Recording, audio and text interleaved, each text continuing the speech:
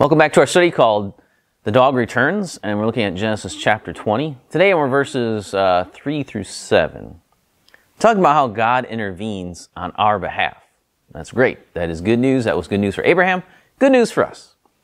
So here is that amazing phrase that we love so much in the New Testament, right? It's the great, in verse 3 we see this great phrase, but God. What is that phrase all about? It's about God's grace, right? It's all about God intervening. It's all about God's grace. That's what "but God" really stands for in the scriptures, because it's always a contrast between here's what you are, but here's God. Here we have it in the Old Testament with Abraham.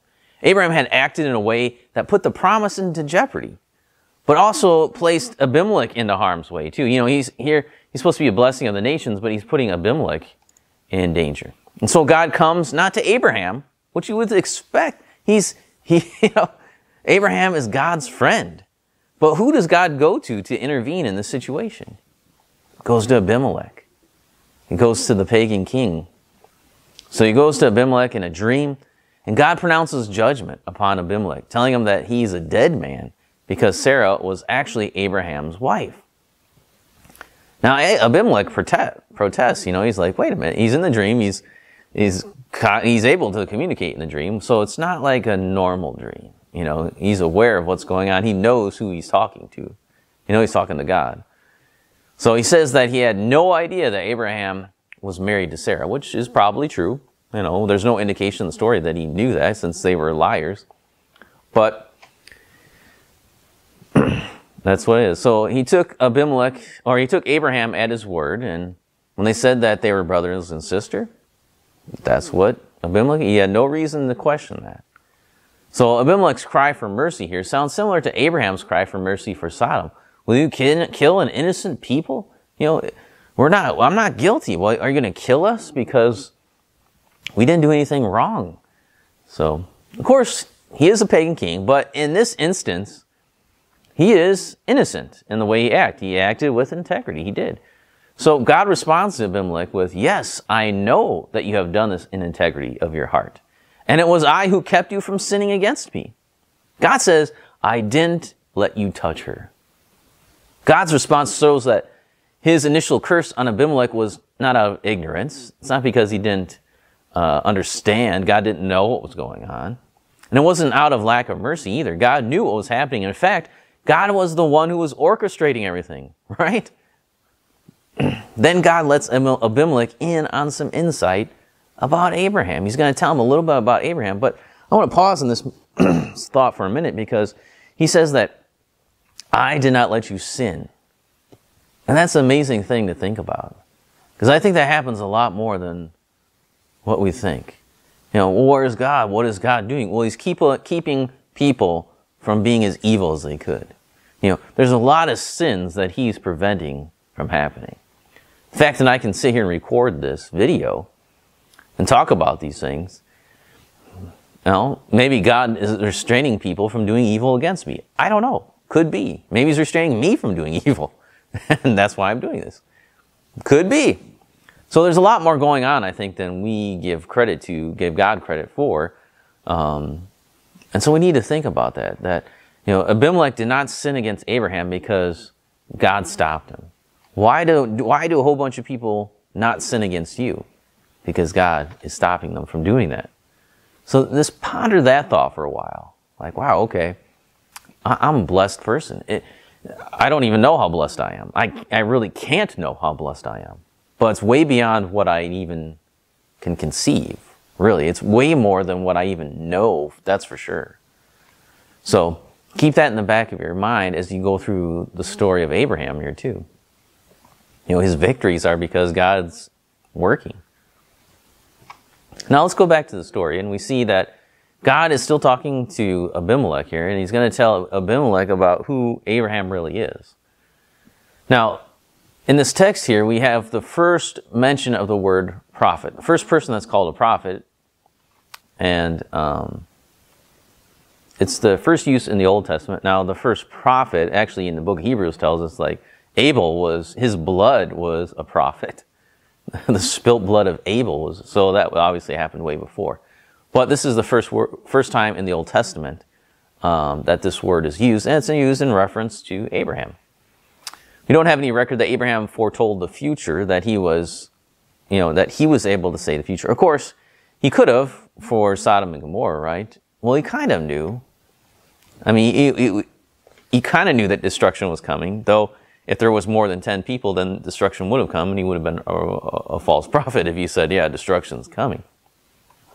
But, no, that didn't happen. So he kind of knew some of the future here and there, but overall, we don't really see him like Isaiah or one of the other major prophets coming out and saying, here, this is what's going to happen to this country. And, so we don't have any record of that in Genesis here. Maybe some of the things later on were passed on that we don't know, but we don't have any record of it. So, but what was Abraham doing? I think his main prophetic office was to be a blessing to the nations. That's what God told him, right? That's kind of how he was going to be a prophet. We usually connect future telling with prophets, but that's not true of all the prophets. Prophets were special men chosen by God to give messages to people. It wasn't always about the future. Sometimes it was about something that's already been committed. So, as we saw when God told Abraham that the destruction of Sodom, Abraham's immediate sphere of prophetic influence was to be on his own household. Right? When God told him, hey, I'm going to destroy Sodom and Gomorrah because their sin is so great. And but God said, the reason why they were telling him that, the reason why God was telling him that was because he was going to raise up his family. It was for his household. So his immediate prophetic job was to his own house, which is kind of interesting. It's kind of cool. I mean, that's kind of, as a father, as a dad, that was his prophetic office, was to train up his children in the ways of the Lord. So here in our text, Abimelech is the one that gets the message about the future, not Abraham. God says that if he gives back Sarah to Abraham, Abraham is going to pray for you, and I'm going to accept that prayer, and you'll live. This reminds me of an instance that's very similar to this, and where someone was going to pray, and then God was going to accept that prayer on the behalf of another. Remember Job's friends? God told them that if Job would pray for them, that he would accept Job's prayer. He's going to sacrifice, he's going to pray, and I'm going to accept that on your behalf. I've always found that fascinating, that God would tell someone that in the future, so-and-so is going to pray for you, and I'm going to accept that prayer when they pray, and then I will do something good because of that prayer. Think about it. How can he doubt that God has our prayers already in his plan? He's not responding to our prayers, right? Because he's not responding to Abraham's prayer. He's saying, Abraham's going to pray for you in the future. And then when he prays, I'm going to accept that prayer and I'm going to do this. So he's already got planned out. Abraham's going to pray, then I'm going to do this, and then that. So it's not really a response to the prayer, because when did God make that plan? Before Abraham even prays. So it's kind of interesting, but that should give us courage and encouragement, because when we pray, our prayers are already in God's plan. It's not like he has to think, oh man, I didn't realize that that person was going to pray that. Now what do I do? Well, how should I respond to this? Well, let's respond in this way. No, it's like, he's going to pray, I'm going to accept that prayer, I'm going to do this. That person's going to pray, that person is a wicked sinner, they hate me, I'm not going to accept that prayer. And so I'm not going to do anything good for that person. That's how it works out. It's not like you're twisting God's arm or something, or like God didn't realize that you wanted that, or God had to change his plan because of that. So, his plan is set before the foundation of the world, before he creates anything. However it works in eternity, how thinking and planning and all that stuff works outside of time, I don't know. That's where the plan comes from, that area or whatever. Can't even say time, because you can't say that God created something outside of time, or that he thought of something in a time before time. because then you're using time. Anyway, it just blows your mind when you begin to think about this stuff, about how God planned things out. But the idea is prayer is effective because it's already in God's plan. Prayer is effective because the consequences of that prayer are already in God's plan. And it's going to be good because God said He will work everything out for our good if we love God. He's got it all handled. He's got it all orchestrated already. He's got it all figured out. This is not jazz here where we're just kind of riffing off of other people. This is a well orchestrated, all the parts are there. Everything's ready to go before the conductor stands up and gives the first downbeat.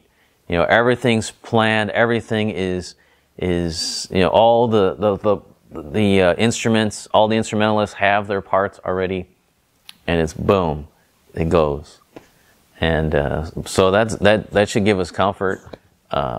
It should give us joy. It should give us peace because nothing's out of control. So come back next time and we'll look at the next section of Genesis chapter 20 here.